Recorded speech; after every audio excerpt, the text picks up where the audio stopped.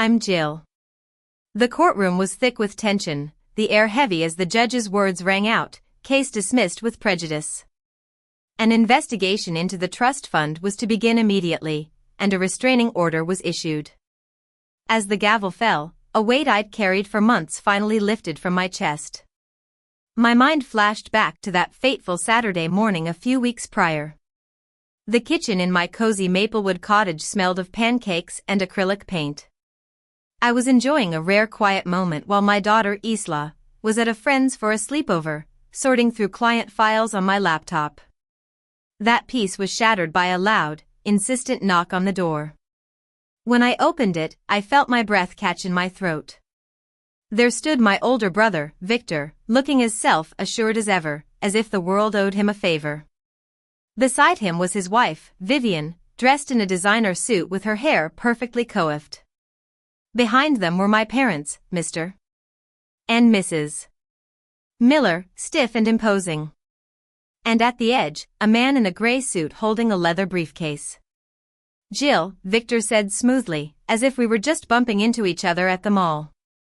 "We need to talk about our daughter." I felt my fingers tighten on the doorframe. "Your daughter? You mean the child you left on my doorstep in the middle of a storm 10 years ago?" Vivian's smile didn't waver. "We believe it's time to discuss custody arrangements." The man in the suit stepped forward. "I'm Mr. Thompson, representing Victor and Vivian Miller. We'd like to resolve this civilly." I planted my foot firmly behind the door. "You're not coming in."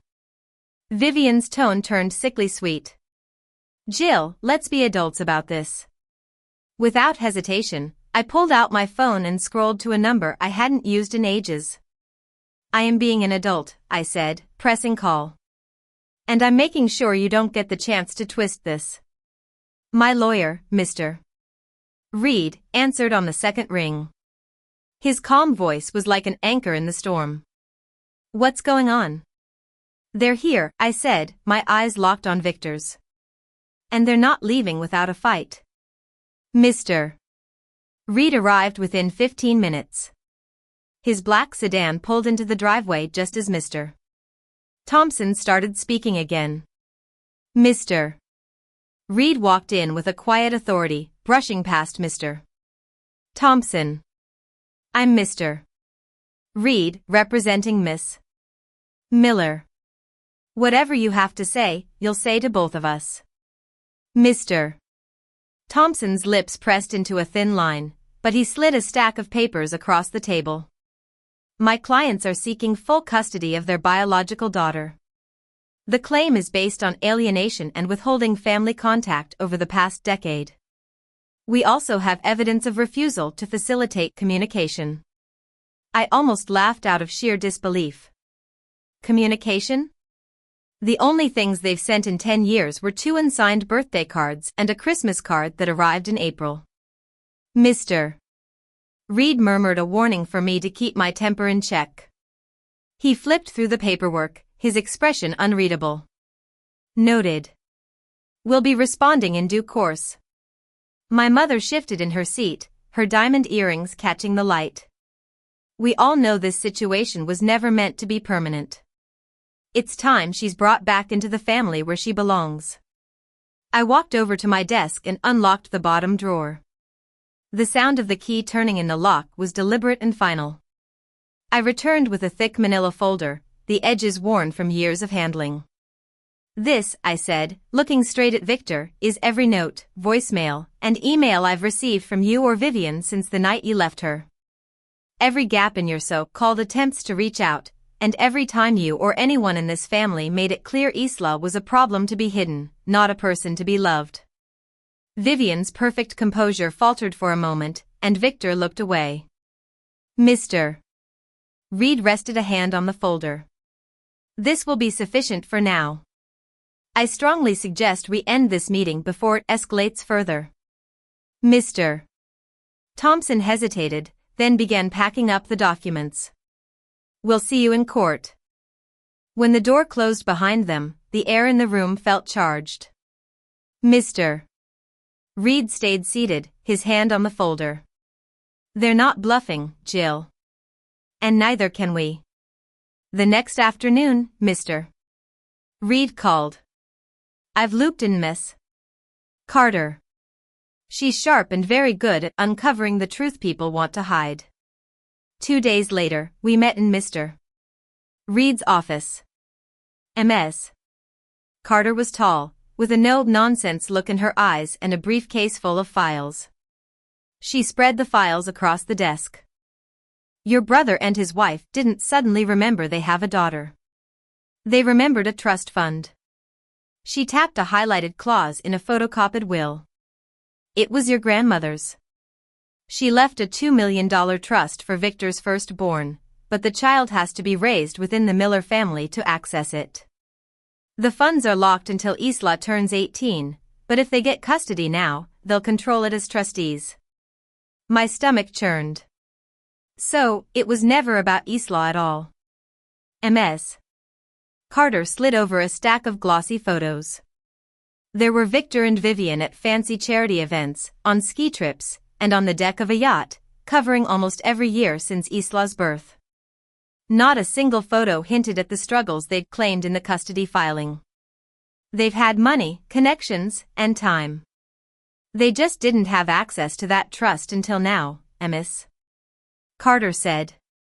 Mr. Reed leaned back, watching me take it all in. This changes the narrative. We're not just defending custody, we're exposing a financial scheme. I picked up one of the photos. Victor was laughing with a glass of champagne in his hand, and Vivian was beside him in a dress that probably cost more than my annual rent. My fingers tightened on the edges. They're going to spin this, I said. Mr. Reed nodded. They'll say the trust was meant to secure her future, that they're financially stable and can provide more than you can. I met his gaze. Then we prove stability isn't the same as love, and that their idea of providing has nothing to do with Isla's needs. Ms. Carter didn't waste any time.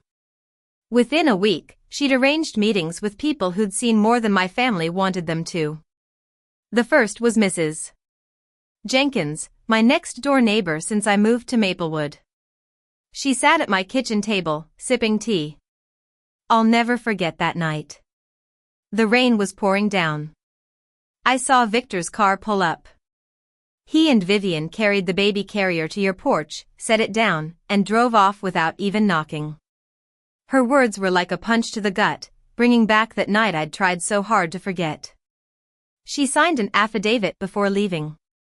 Next was Mr. Brown, who'd worked for my parents for over 15 years before they let him go recently. He laid out a folder of photocopies on Mr. Reed's desk, emails, typed notes, and a printed custody agreement template dated 6 months before Victor showed up at my door.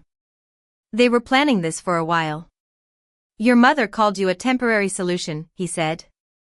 Any remaining illusions I had about their motives crumbled. The final meeting was with Mr. Davis, Victor's former business partner. We met in a coffee shop, and he kept looking out the window, as if afraid Victor would walk in. It's about the trust fund. Always was, he said bluntly. Victor told me they'd get Isla back, access the money, and invest it in a new business. Vivian didn't even pretend it was about family. He agreed to testify if needed. Back in the courtroom, Victor and Vivian sat at the petitioner's table, looking like they'd stepped out of a magazine. When our case was called, Mr. Reed stood up and placed the thick manila folder on the evidence table. Your Honor, this contains a decade of documented abandonment. The judge opened the file. On top was the note Victor had left with Isla's carrier, the ink smudged from the rain. Beneath it were printed transcripts of voicemails, Victor promising to send money and Vivian saying she needed space before taking the baby back. Email threads followed, each one damning in their lack of follow-through. Mrs. Jenkins testified first, her voice firm as she described that stormy night. Mr. Brown took the stand next, presenting the documents that showed the long-standing custody plans. Finally, Mr. Reed played the recording of Mr. Davis's words, "It's about the trust fund. $2 million. Get the kid. Get the money." A ripple moved through the gallery. When Mr. Reed nodded at me, I stood up and walked towards the witness stand. I turned to face Victor and Vivian. "What's Isla's favorite color?" Silence. "What is she allergic to?" Vivian's lips parted, but no words came out. "Her best friend's name? The sport she plays?" Nothing. I turned back to the judge. "They don't know her, Your Honor. They've never tried." After the court victory, the news spread like wildfire. Headlines were everywhere. $2 million trust fund at the center of custody battle. Photos of Victor and Vivian at their fancy events were splashed across news sites alongside court transcripts that laid bare their motives. The Miller name, once associated with wealth and respect, was now synonymous with greed. Victor and Vivian disappeared quietly, their social media accounts gone, and their mansion put on the market. My parents retreated from their social circles, finally understanding the weight of silence. Life in Maplewood settled back into its peaceful rhythm, but things were different at home. One evening, after dinner and homework, Isla sat across from me at the kitchen table, twirling a pen. "I've been thinking," she said, looking up. "I don't want my last name anymore." "Not theirs." I put down my fork. "What do you want instead?" "Yours," she said simply. "I want to be Isla Thompson." "Thompson, your mother's maiden name." I hadn't expected to hear that, but the certainty in her voice left no room for doubt. "That's a big change," I said. "I've thought about it for months," she replied. "You chose me that night. I want to choose you back, all the way." My throat tightened.